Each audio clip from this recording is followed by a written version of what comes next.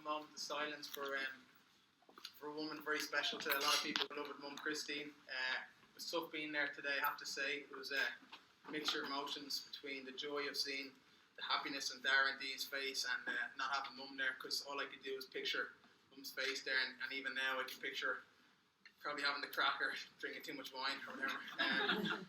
It's been a tough year, and I have to say, Dad and Cleena, as Dara was saying, have really stepped into Mum's shoes and really bind the family together. So thank you so much, Dad and Clee, for the love, and Dara obviously for the love you've given us the last year.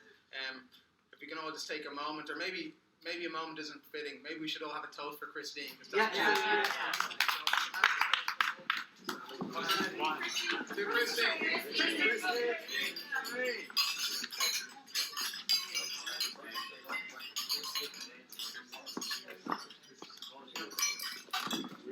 I firmly believe Christine's with us today on the spiritual, but me and Alex, we talk about it a lot, and I really believe Mum's here.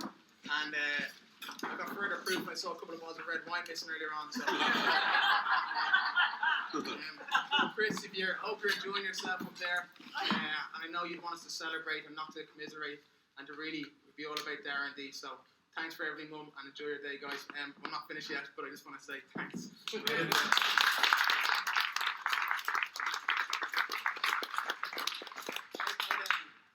I can go through everyone here because I think it's such an intimate setting. It's incredible. We've all been to weddings, but to have so many people that Darren loves to bits coming over. I mean, it's an effort to come from Ireland, and to see everyone making that effort is brilliant. I have to say thank you so much for coming. I look at people who've come from even further far. Our aunties, Cynthia and Yuri, who've come, well, they've come from London, but via Nigeria, representing. Thank you for coming.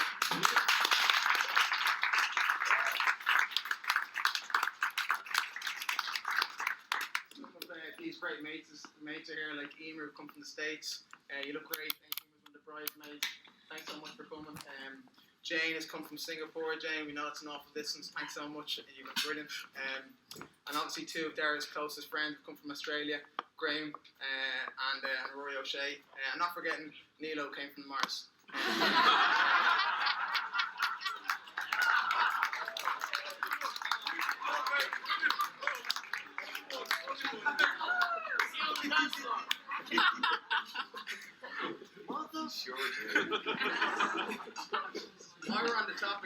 While we're moving off the topic of talking about my mum, I'd love to talk about exceptional mums, and you probably won't meet anyone like Bonnie. I mean, she's just amazing.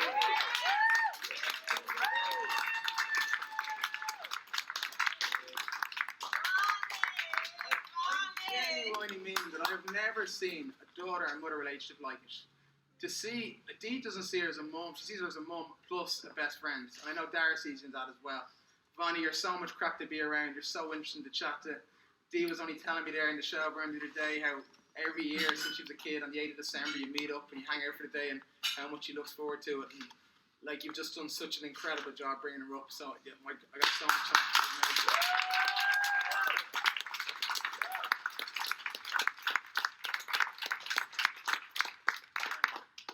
Obviously Henry as well. I know you, Dee, I spoke to you the other day and I didn't know you at all, to be fair, like I know Bonnie, and Dee's name came up and you could see her eyes light up, and she's the apple of your eye, and I know you're so proud. And even we're sitting on the terrace there, you're nearly tearing up talking about her and what she's achieved, and I love the relationship you guys have as well. It's amazing how close you are, so great for you to be here, and thanks for everything.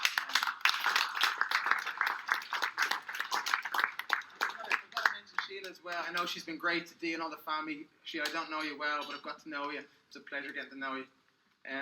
To my own dad, well done on the singing. For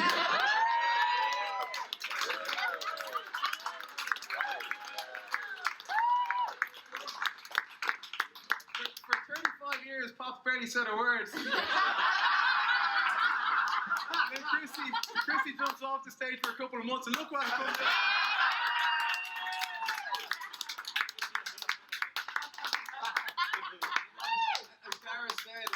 We went on a stag, and there's no way if Mum was around, Dad would have bothered going on the stag, but he jumped on board. he got involved with everything, and it was great to see you there, Pops. And you've just been so supportive of us. You're a silent supporter, and that's what we love. And thanks for everything. You've just been nothing but a hero.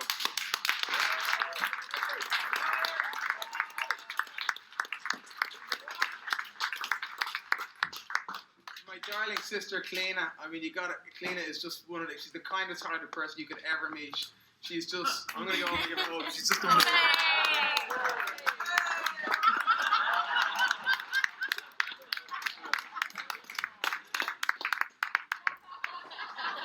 She does everything. She cares too much. She actually cares too much about us. She's non-stop fussing. But Clee, we know your heart's in the right place, and you're the kindest hearted person I ever met. So thanks so much for all the love. I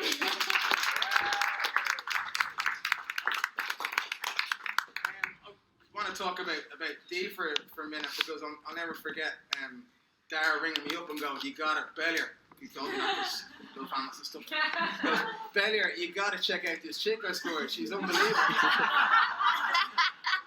she's the finest of the fine. She is. And I said, "Oh, brilliant, great." And I was, no, she's the one. This girl's unbelievable. I'm going to organise a Skype call with you. So I thought Dara was going to pothole me with some dope overnight Australia. But up comes Dee, and I was like, "Geez, man, great work." I was high-fiving him through the screen. But I recognised Dee. He was introduced us, but I'd recognised her before, because Dee had been really good to me in the previous time.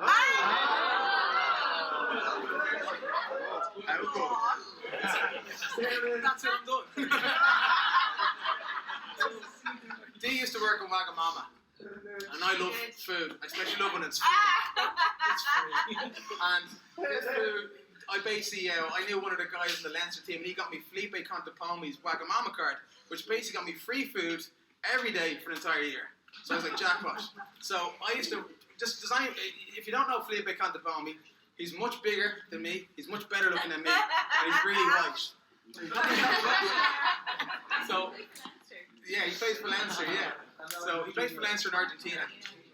So every day the Leinster lads would rock in with all their Canterbury gear and all the stuff, and I'd rock in. I wouldn't sit next to them because they didn't know me. I'd rock in with my O'Neill's tracksuit bottoms, my Man United jacket on, and some Liverpool hat, not in form. And obviously I didn't look anything like the guy who was bald at this stage. And Dee didn't say anything. She kept giving me the free food. Even I spelled Felipe's name wrong when I was signing the bill. It was so good. A couple of times, Dee, your colleagues, they were real skeptical. They came up to me and they said, "Do you mind me saying, Felipe, you're much better looking on telly than real." All the staff and all the people that I was sitting with, and I just had to pretend, "Oh, thank you very much," or whatever. And a couple of other times I was nearly caught out, but Dee, you never blew my cover, so I've loved you from day one. Thank you so much.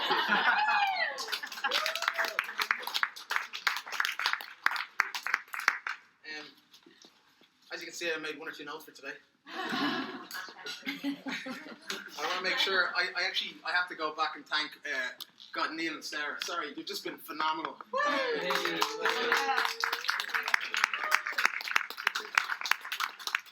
been like the Terminator. I've never met anyone like you, Neil. You've been an absolute machine for me. Like, awesome. I can't get over it. Fair play to you. I'll run every when you're on holiday. Give everyone free drinks. I got to also thank my girlfriend Lauren, because she has pretty much been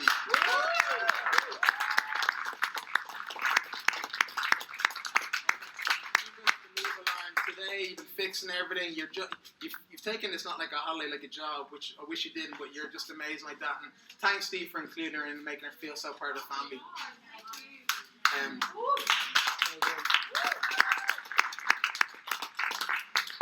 Dee, sorry, I just want to, Dee, from the day I met you in Vaga, you've been unbelievable until you came home, and I know Mum in particular was a massive fan of you. You made such an effort with our family, and she loved you, just your genuineness and your kindness, and plus you'd stay up to 5 a.m. drinking whatever. You're probably one of the most caring people I know, and kind people I know. It's hard to understand how you considered scoring Nilo at one stage.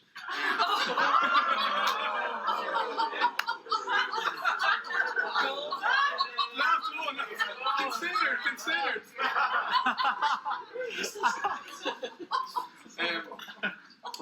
Guys, the love you guys have is incredible. I have to say, I look at relationships around, and I just think if everyone was so genuine and sincere about things the way you guys are, the world would be a better place. It's so uncomplicated. You do everything together. You go to festivals together. You go to the pub together. You go to yoga together. You even work together. And it's great to see two people so in love. Here, here.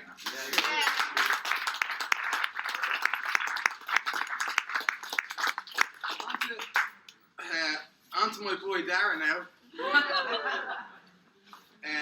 This smile won't get him out of this one.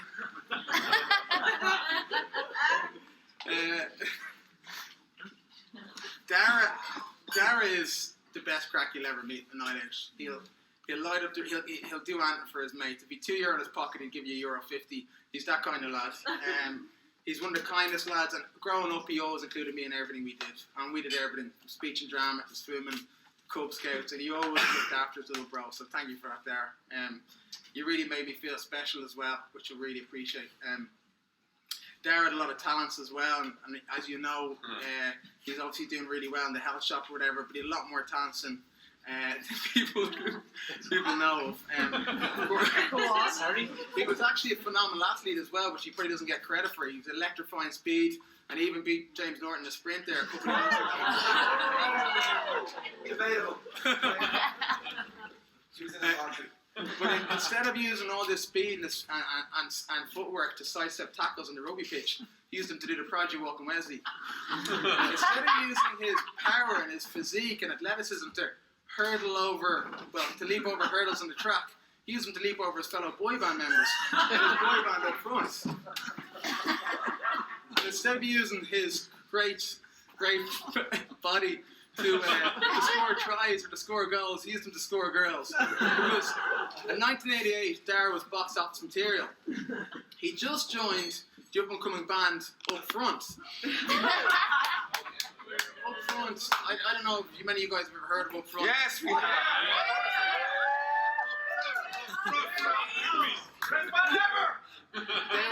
They were massive across Conor and Leitrim in 1998. And every single day.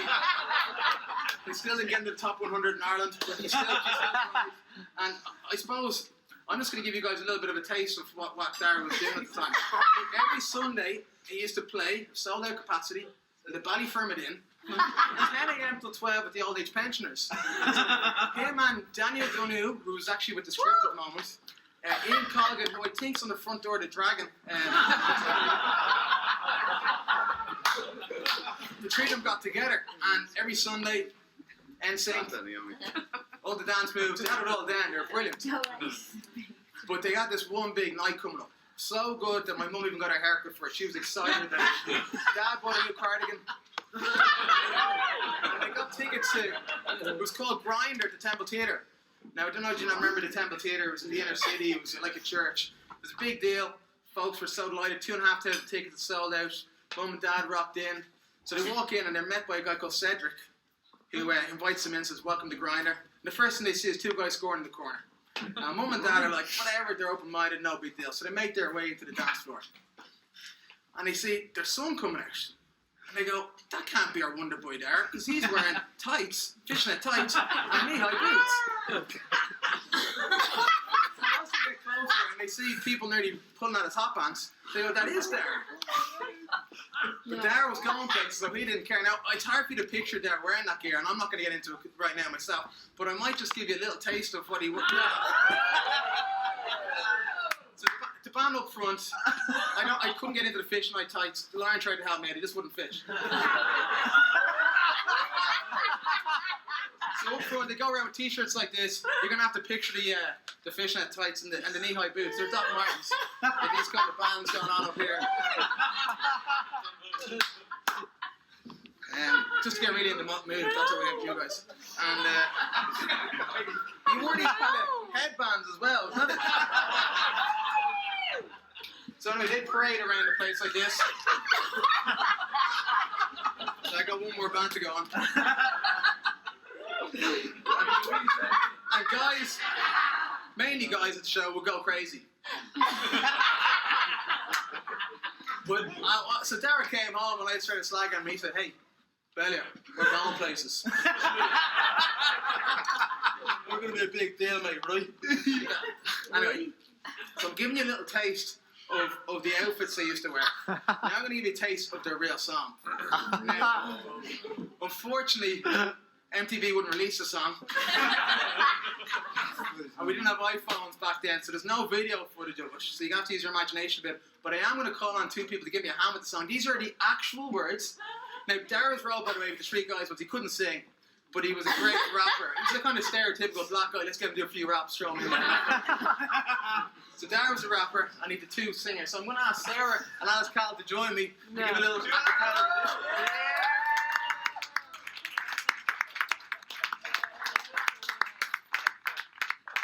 To bury these lyrics long ago. Myself and Books put our heads together Wait there. You put this on for 2 seconds. and excavated this lyrical gold. Bring it to you tonight. What do you got for me? What do you got for me? And we want people singing along as well. Actually, here we got to go. We need to feel the energy on Dara's shoulders here while I'm singing. Before, actually we'll go over. But you know what I was going to say? I just want to give you paint the full picture. Dara had those shitlocks going on back then. Remember those shitlocks?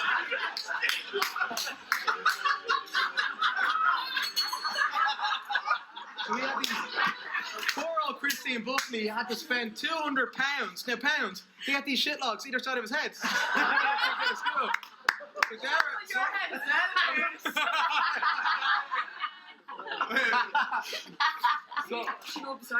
we're gonna do a little sing song up beside there, will we? Yeah, we'll do a little sing song. Here, we're gonna have a moment there. We're gonna sing along, alright? On me, okay. Actual words to Dara's song. And the rap's true as well, by the way. Here we go. Yeah. Jesus. Right. 1, 2. No. Yeah. And ever and I will love you forever and ever. From the first time that I saw you, I knew that you would always be mine. The time I looked and saw you, you were always with another guy. And I will love you forever and ever. And I will love you forever and ever. Yo. Baby, please catch me. I don't know what to do. I'm falling in love with you. But will I ever leave you? Huh? I said never. Because girl, I love you and I love you forever.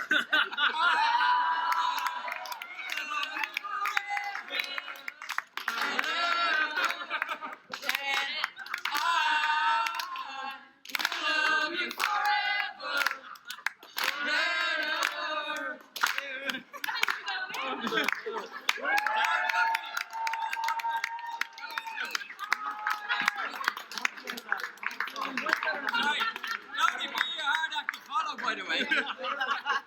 Now, guys, I've given you a taste of what they used to wear. I've given you a taste of the song and the singing and his rap, but I haven't given you a chance to see him moving, right? Hopefully we'll see it later on with D. But does anyone remember any of his moves? You know, Kev Moore, remember that one where he used to give it that? Or this one here. The breakdancing. Grambo, you must have a couple of moves. Imogen used to teach Imogen dance moves. She must have shown you a couple of things. Come on up, bro. Give Grambo a hand here. 3, 2, 1, go!